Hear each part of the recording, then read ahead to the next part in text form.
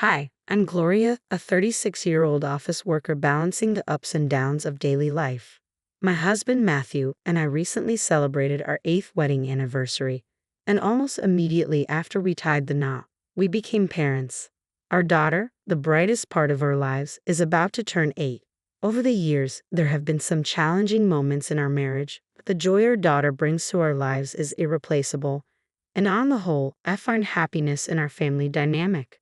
That said, like any family, we have our struggles, and for me, one area of tension lies in the way we handle finances.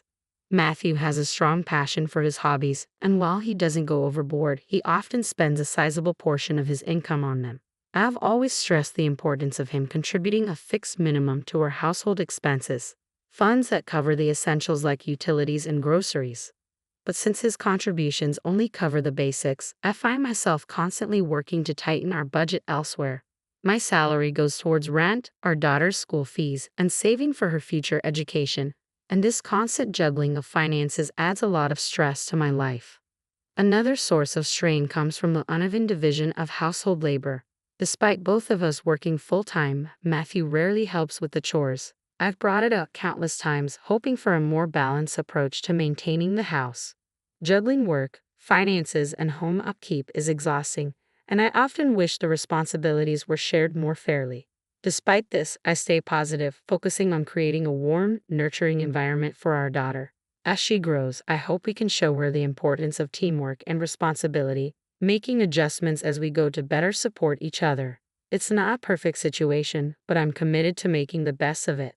When I ask Matthew to help around the house, his go-to excuse is that the tasks would take him too long, and it's easier for me to handle them myself. Over time, I've taken on all the household responsibilities alone. We had our daughter soon after getting married, but Matthew was often absent when it came to her upbringing. He expressed concerns about accidentally hurting her, which meant I carried most of the parenting load. As the years went by, my dissatisfaction with him grew, but we had been together for 8 years and had a growing child. I wasn't sure if initiating a divorce when our daughter was approaching puberty was the right decision. I told myself that maybe it was normal for couples to feel disconnected after many years together and that no family was without its flaws. But a recent incident with my sister-in-law made me seriously reconsider our marriage. One day, she showed up at our door looking visibly distressed. "Gloria, I'm sorry, but I need to stay here for a bit. There's been an issue with Ryan," she said, clearly upset. I was worried and asked if something had happened with her husband. She hesitated and tried to change the subject, which left me feeling uneasy and desperate for more information. Later that night, when Matthew returned from work and we had put our daughter to bed, we all sat down to talk. "So, what happened?" I asked, looking at my sister-in-law. I asked her what had happened, and she hesitated before replying. "Well, Ryan just snapped. He said, out of nowhere, that he wants a divorce." I was stunned. I had always thought of Ryan as a calm, stable, and sincere person, so this sudden outburst didn't make sense. I pressed her for more details, asking, "Why did he get so angry?" She seemed defensive, her voice rising with panic. "Why are you asking me that?" she retorted. A thought crossed my mind. Perhaps she had done something to provoke him. Her avoidance only fueled my concern. "What do you mean? Why am I asking?" I responded. "Why are you defending him? Are you involved with him or something?" Her accusation caught me off guard, but I quickly denied it. "Of course not," I said. "I'm not involved with Ryan." Matthew, overhearing the exchange, laughed off her suggestion. "That's impossible," he said. "She barely has time for anything outside of her responsibilities. And besides, she always leaves her phone out in the open." Despite my husband's defense, frustration bubbled inside me. My life was a constant whirlwind of work, household chores, and caring for our daughter. After long days, I barely had the energy to check my phone, let alone engage in anything like an affair. Still, my sister-in-law insisted she didn't know why Ryan was upset. We agreed it would be best to talk directly to him to clear things up. A little later, Ryan arrived at our house. My sister-in-law, still uneasy, decided to step out and give us some space. Ryan, looking apologetic, expressed regret over the turmoil he'd caused. "I'm really sorry for all the trouble," he said earnestly, his calm demeanor confirming my belief that he wasn't the type to make rash decisions. "Ryan, I just don't understand," I said, pressing him. "You've only been married for a year. Isn't asking for a divorce a bit extreme? There has to be a reason. Ryan took a deep breath before revealing the shocking truth. The reason is that she spent all of my savings, $110,000, without telling me. I felt the air leave the room. You saved $110,000 and it's all gone in just 1 year, I said, my voice betraying my disbelief. That's about $5,500 every month. How did that happen? Ryan explained that he had been carefully managing their finances, allocating just enough from his monthly income to cover all their living expenses. The entire $110,000 had been spent entirely on non-essential personal expenses, luxuries, and entertainment. No wonder you're upset, I said, empathizing with him. Anyone would be furious in your shoes. I couldn't help but think of my own situation with Matthew's tendency to overspend. It was almost as if this was a family trait. With the revelation of the massive financial strain, I suggested, if she doesn't make an effort to repay that $110,000, maybe you should seriously think about separating, especially since there are no kids involved. Ryan nodded, taking my advice to heart, but then Matthew surprised me by chiming in. I'll make sure my sister pays you back, he said confidently. I was taken aback by his sudden certainty. How could he be so sure? Ryan looked at him, clearly appreciative of the support. I would appreciate that, thank you. With that, we had reached what seemed like a tentative resolution, though I knew the situation was far from over. As Ryan left, my sister-in-law returned to the house, the weight of everything still hanging in the air. I confronted her immediately. Ryan mentioned that you used up all of his savings, $110,000. She quickly became defensive. I used it for living expenses, she retorted, her tone sharp. I tried to explain the situation, but she wouldn't hear it. Ryan had already made it clear that he kept a separate account for everyday expenses. Her reply was dismissive, almost scornful. You don't know anything, so just shut up. Her harsh tone wasn't a surprise. She often belittled me during our conversations. But this time, her complete lack of remorse, coupled with her dismissive attitude toward the mess she'd created, made it all too clear. Ryan might truly be better off pursuing a divorce.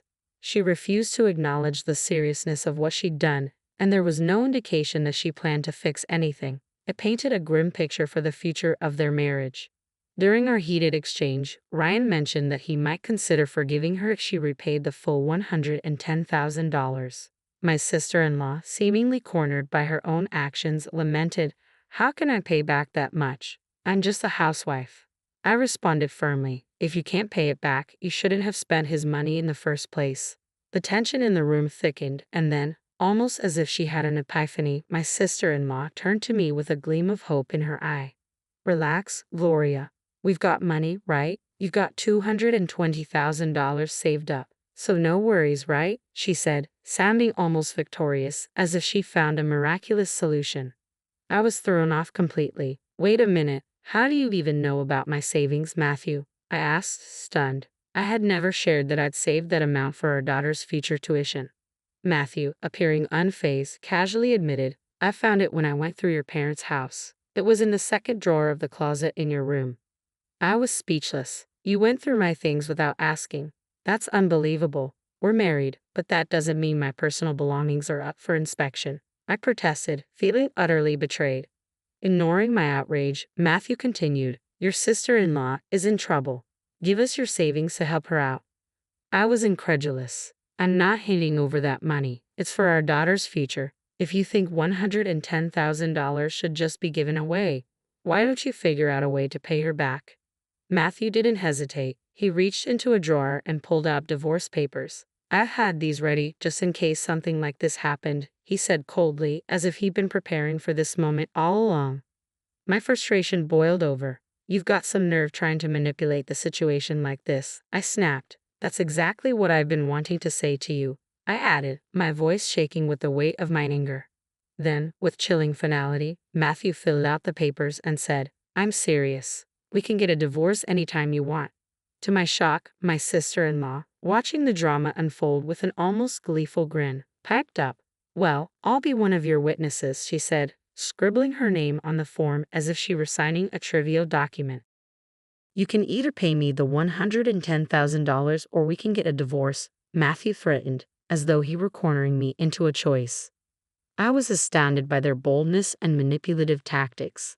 But rather than giving them the satisfaction of seeing how deeply their words cut, I feigned compliance, allowing the moment to pass without escalating things further. The next day, I prepared myself for whatever came next. I decided to take control of the situation and invited some important figures, my in-laws and Ryan, to our home. When they arrived, Matthew was immediately baffled. "Ryan, why are you here?" "Mom, Dad, what's going on?" he asked, his confusion palpable. Before Matthew could say anything more, his father interjected, his voice calm but firm. "Matthew, don't embarrass yourself any further." He then turned to me and added, "Gloria, I'm truly sorry about my son and daughter's foolish behavior." Ryan also spoke up, his tone sincere. "I must apologize to Gloria," he said. Their apologies were like a bombshell, but the tension didn't subside. Matthew, still bristling, tried to assert himself. "Why are you two apologizing? You should be quiet." Ignoring him, his father continued. "We went through your room, Matthew, and we found stacks of expensive bags and jewelry." His mother added, "Ryan asked us to look into it, and it's clear you've had a habit of hiding expensive purchases from us since you were young." The revelations hit like a ton of bricks, and Matthew's deceit became undeniable. His mother, facing the mounting evidence, finally said, "I can't stay married to you anymore." The tide had turned dramatically. The extent of Matthew's financial misconduct had been exposed, and my earlier concerns now seemed justified in an entirely new light. The situation took another turn when it came out that my sister-in-law had falsely claimed she used the $110,000 for living expenses. "I want you to pay me back the $110,000, Ryan demanded firmly, to everyone's shock, especially Matthew's. "I've already taken steps," Ryan continued. "Matthew, you're getting a divorce too. Gloria already filled out the divorce papers, and I signed as a witness. We just submitted them together." My sister-in-law's declaration was defiant. Matthew was furious. "I won't allow that," he exclaimed. I couldn't hold back my frustration. "You won't allow it? What are you talking about? You're the one who's been threatening divorce and trying to make Gloria, who has nothing to do with your sister's debts, take responsibility for everything. You are despicable. Gloria is my wife, not your property." I shot back. "She wasn't born into your family. She's essentially a stranger to you. You should show her more respect and care." Ryan chimed in, his voice steady. "I'm with Gloria on this. You're completely out of line." Faced with such a direct and reasonable argument from my parents-in-law, Matthew was left speechless, his head lowered in shame. My sister-in-law, visibly shaken, stood by silently, overwhelmed by the turn of events. Thankfully, my parents-in-law helped steer the conversation, assisting both Ryan and me in navigating through the divorce without further complications. In an attempt to make amends, my sister-in-law sold off as many luxury goods as she could, raising about $45,000 to repay Ryan. The remaining $30,000 was covered by my parents-in-law, who would now closely supervise her repayment of the debt. This arrangement brought some balance and ensured she would be held accountable for her actions, while allowing Ryan and me to move forward and start fresh. After the divorce, my sister-in-law found herself in a difficult financial position. She now works tirelessly from dawn till dusk, struggling to pay off the debt she incurred from mismanaging her former husband's savings. Her days are long and exhausting, leaving little room for rest. As for my ex-husband, the divorce forced him to make some significant changes. I arranged for him to provide child support, which he has been able to pay consistently despite his circumstances. However, I've heard through the grapevine that he continues to live alone in a modest apartment. His salary, though decent, is stretched thin by his rent, living expenses, and child support payments. Eventually, the financial strain forced him to move to a cheaper apartment. Sadly, his long-standing habit of unnecessary spending hasn't helped, and despite living in a more affordable place, he often finds himself broke, with no savings to fall back on. This financial instability will likely make it difficult for him to enter another relationship anytime soon. Meanwhile, I've returned to my parents' home with my daughter. Being back under their roof has helped stabilize our lives, allowing me to focus on the future. My parents have been incredibly supportive, especially in helping with childcare while I work. This support has been crucial in allowing me to regain my footing after the divorce. I'm working hard, not just to meet our day-to-day needs, but also to save for my daughter's future. I want her to have every opportunity to pursue her dreams without financial constraints. This is a new chapter for us, and I'm determined to make it a successful one. I plan to continue sharing our journey, hoping that our story might inspire or help others facing similar situations. If you find our story engaging and want to follow our journey through this new phase of our lives, please subscribe to the channel. Your support means so much to me, and I look forward to connecting with you in future videos. Thank you for watching.